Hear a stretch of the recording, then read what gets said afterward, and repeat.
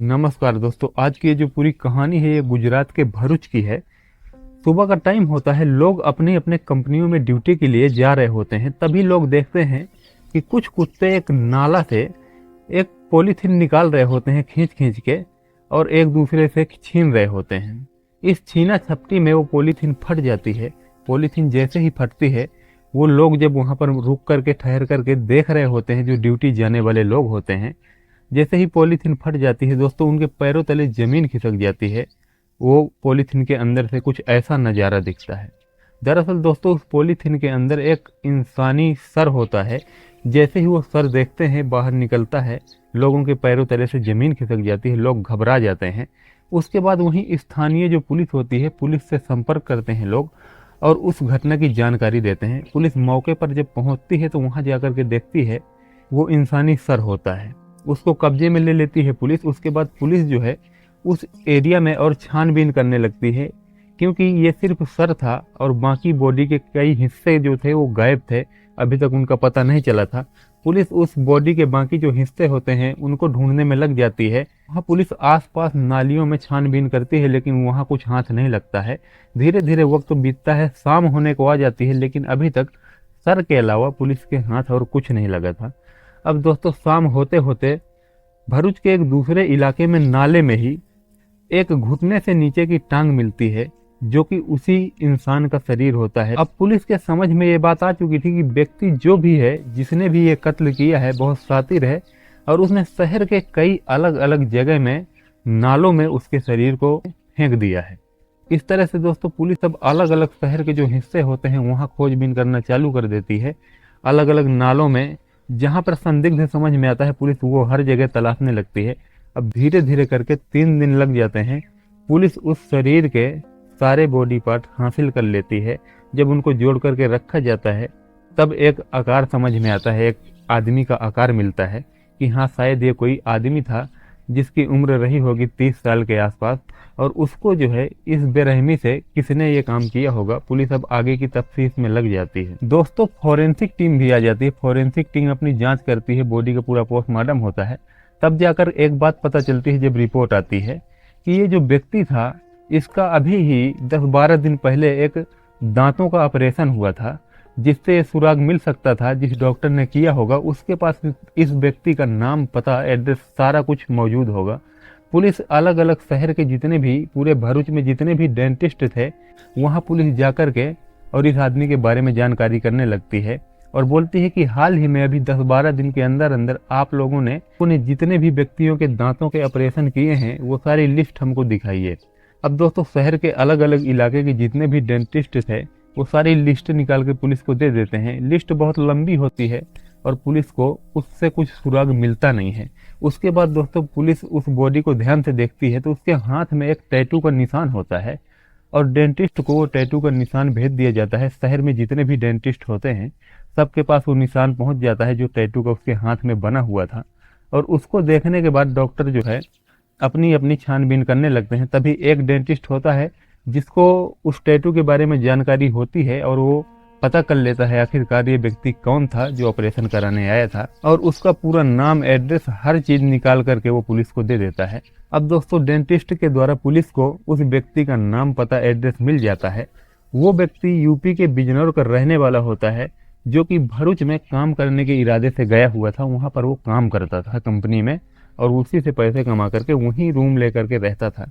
Police धीरे धीरे उस रूम मालिक के पास पहुंचती है जहां पर वो किराए का रूम लेके रहा करता था। पुलिस जब उसके पास जाती है तो पुलिस को पता चलता है उससे कि हाँ, ये व्यक्ति जो है अपने फैमिली के साथ, अपने पत्नी के साथ यहाँ रहा करता था। इसकी पत्नी होली के त्यौहार में अपने गांव चली गई थी और ये अकेला यहाँ रहता था और ड्यूटी करता था। दोस्तों, केस बहुत गंभीर था। पुलिस के हाथ जल्दी जानकारी लग नहीं रही थी। बहुत मशक्कत कर रही थी पुलिस इस केस में, और मशक्कत करते करते पुलिस जो है व्यक्ति का नाम, पता, एड्रेस ढूंढने में तो कामयाब हो गई थी। गुजरात पुलिस एक टीम बनाती है और एक टीम को यूपी के लिए रवाना कर देती है, जहाँ का वो रहने वाला होता है। वो यूपी के बिजनौर का रहने वाला होता है और उसका नाम होता है सचिन। सचिन बिजनौर का रहने वाला होता है। बिजनौर जब पुलिस की एक टीम जाती है और पूछते ताछते सचिन के घर तक पहुंच जाती है, और सचिन के घर जाने के बाद वहां सचिन की वाइफ होती है और सचिन का एक भाई होता है। उनसे जब पुलिस जानकारी करती है कि क्या तुमको सचिन के बारे में पता है, सचिन कब से लापता है, तभी दोस्तों जो सचिन की वाइफ होती है वो एक फाइल निकाल के लाती है जो कि FIR की एक कॉपी थी। वो दिखाती है कि हाँ, हमने सचिन के गुमशुदगी की रिपोर्ट लिखाई थी। और सचिन का भाई बताता है कि मेरे फ़ोन में एक मैसेज आया था जो कि सचिन के ही फ़ोन से किया गया था। उसमें ये लिखा था कि मैं बेंगलोर जा रहा हूँ, मुझे ढूंढने की कोशिश मत करना। और वो मैसेज देखने के बाद हम लोग बहुत घबरा गए थे। मैंने बहुत बार सचिन के फ़ोन में फ़ोन किया लेकिन बात नहीं हो पाई, कोई रिस्पॉन्स नहीं आया है। इस तरह से वो पुलिस को जानकारी देता है जो सचिन का भाई होता है। दोस्तों पुलिस की जो टीम होती है वो सचिन की वाइफ से और सचिन के भाई से ये सवाल भी करते हैं।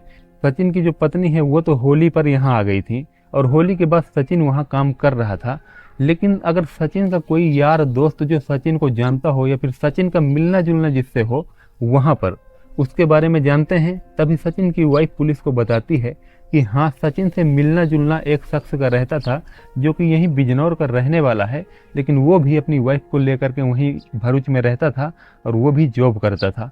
जैसे मेरे पति करते थे वो भी वैसे ही एक कंपनी में जॉब करता था। पुलिस पूछती है कि कौन था वो व्यक्ति, उसका नाम क्या है।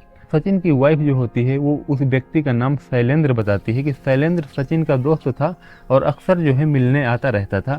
दोनों में बहुत बनती थी, दोनों साथ में काम कंपनी में किया करते थे।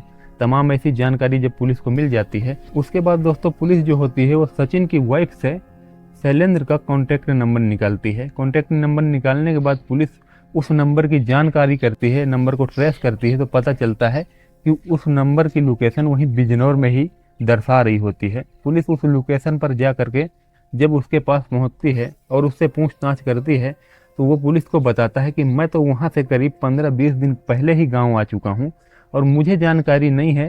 सचिन की वाइफ का भी फ़ोन आया था, सचिन के भाई का भी फ़ोन आया था मेरे फ़ोन में, वो लोग भी सचिन के बारे में पूछ रहे थे, लेकिन मुझे तो कोई जानकारी नहीं क्योंकि मैं 15-20 दिन पहले ही अपने घर आ चुका हूँ। तो इस बारे में मुझे जानकारी नहीं है कि आखिरकार सचिन इस वक्त कहाँ है और क्या कर रहा है। वो इस तरह से पुलिस को बताता है। तभी दोस्तों जो गुजरात की पुलिस यूपी गई हुई थी वो गुजरात में अपनी पुलिस से संपर्क करते हैं और बोलते हैं एक टीम को कि जाकर के पता करो जरा कि ये जो शैलेंद्र नाम का व्यक्ति है ये वहाँ से गुजरात से कब अपने यूपी के लिए रवाना हुआ है, कब आया है, कब तक ये गुजरात में था। तभी गुजरात में मौजूद जो पुलिस की दूसरी टीम होती है वो वहाँ पर जानकारी करने लगती है। जहाँ पे रहता था उस मकान मालिक से जाकर के जानकारी करती है तो मकान मालिक के द्वारा बताया जाता है। ये जानकारी जब मकान मालिक द्वारा मिलती है कि शैलेंद्र 1 हफ्ते पहले तक यहीं था, 1 हफ्ते हो गए उसको यहाँ से गए हुए, तब गुजरात पुलिस की जो टीम यूपी आई हुई थी उस टीम से गुजरात पुलिस की टीम संपर्क कर और तुरंत जानकारी देती है कि 1 हफ्ते पहले ही शैलेंद्र यहाँ से घर गया है। उसके बाद दोस्तों शैलेंद्र को वो धर दबोचते हैं, उसको रिमांड में लेते हैं और उसको सख्ती के साथ जब पूछताछ उसके साथ की जाती है तो वो टूट जाता है और आखिरकार वो कबूल लेता है कि हाँ उसी ने ही सचिन का कत्ल किया है। तब पुलिस उससे पूछती है कि आखिरकार इतना बेरहमी से तुमने उसका कत्ल क्यों किया, इसके पीछे कारण क्या है। तब जाकर के वो कारण बताना चालू करता है। दोस्तों शैलेंद्र पुलिस को कारण बताता है कि आखिरकार उसने कत्ल क्यों किया। वो बोलता है कि मैंने अपने घर में एक बार पार्टी रखी थी और उस पार्टी में मैंने सचिन को भी बुलाया था। सचिन उस पार्टी में आया था, हम लोगों ने खूब अच्छे से पार्टी धूमधाम से पार्टी मनाया था। उसके बाद सचिन वहाँ से चला गया था लेकिन मुझे नहीं पता था कि सचिन यहीं छुपा हुआ है। उसके बाद सचिन ने मेरा एक वीडियो बना लिया था जो कि मेरे बीबी के साथ में कुछ आपत्तिजनक हालातों में वो वीडियो था। उसने वो वीडियो बना करके मुझे ब्लैकमेल करना चालू किया। मुझे बार बार वो वीडियो दिखाया करता था और बोला करता था कि मुझे अगर तुमने पैसे नहीं दिए तो ये वीडियो मैं सोशल मीडिया पर वायरल कर दूंगा। तमाम ऐसी धमकियाँ दिया करता था। मैं बहुत दिन से धमकियाँ झेल रहा था और मैंने एक दिन सचिन के ही रूम में जाकर के हम दोनों ने मिल करके खूब शराब पी, खा पी के आराम से सो गए उस रात। सुबह जब जगा मैं, उसके बाद सचिन ने फिर से मुझे वही वीडियो दिखाया और फिर से धमकी देने लगा कि पैसे का इंतजाम जल्दी करो वरना ये वीडियो मैं अब सोशल मीडिया में वायरल करने वाला हूँ। तब जाकर के मेरा गुस्सा मुझसे थमा नहीं और मैं आपे से बाहर चला गया और जाकर के किचन से एक जो चाकू रखा था वो लेकर के एक के बाद एक सचिन के सीने में कई वार कर दिए, जिससे सचिन ने वहीं पर दम तोड़ दिया। उसके बाद मैं बेहद घबरा गया और मेरे समझ में नहीं आ रहा था कि आखिरकार अब मैं क्या करूं, कैसे इसको ठिकाने लगाऊं।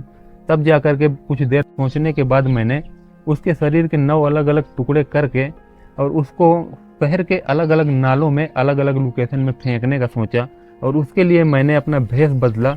मैंने एक बुर्खा पहना, उसके बाद स्कूटी में बैग में भर भर के एक अलग अलग टुकड़े उसके शरीर के शहर के अलग अलग नालों में फेंकता गया।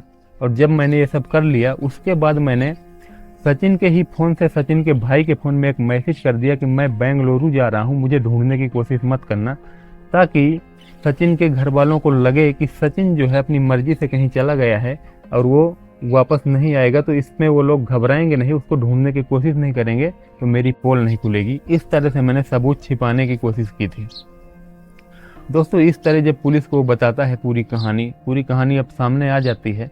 पुलिस को भी हैरान कर देती है कहानी। पुलिस को बहुत मशक्कत करने के बाद एक कातिल मिला था। तो दोस्तों, आजकल समाज में कुछ इस तरह की घटनाएं घटती रहती हैं। एक दोस्त ने दोस्त का ही कत्ल कर दिया और कत्ल की वजह बन गया एक वीडियो। तो ऐसा ना करें, सावधान रहें, सतर्क रहें। दोस्तों, इसीलिए हम ऐसी कहानी आपके सामने पेश करते हैं ताकि आप सब लोग सावधान और सतर्क हो सकें। हमारा ये कहानी सुनाने का उद्देश्य किसी की भावनाओं को ठेस पहुंचाना या आहत करना नहीं था। हम लोग ज़्यादा से ज़्यादा लोगों तक जानकारी पहुंचाने का काम करते हैं। तो जानकारी अगर पसंद आई है तो वीडियो को लाइक जरूर से कर लें, चैनल पर नए हैं तो सब्सक्राइब जरूर से कर लें, बेल आइकन प्रेस कर लें ताकि हमारे हर एक वीडियो का नोटिफिकेशन सबसे पहले आप तक पहुंच सके। तो चलिए मिलते हैं ऐसे ही एक नेक्स्ट स्टोरी के साथ। तब तक के लिए जय हिंद, जय भारत।